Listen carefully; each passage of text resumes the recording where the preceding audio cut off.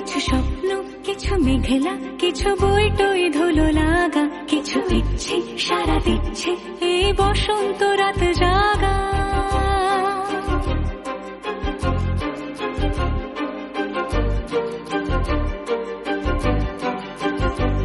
মম চিত্তে পাশ ফিরতে আজ পলাশ ফুলের কাব্য, মিটি মিটতে ফুল ছিঁড়তে শুধু তোমার কথাই ভাববো।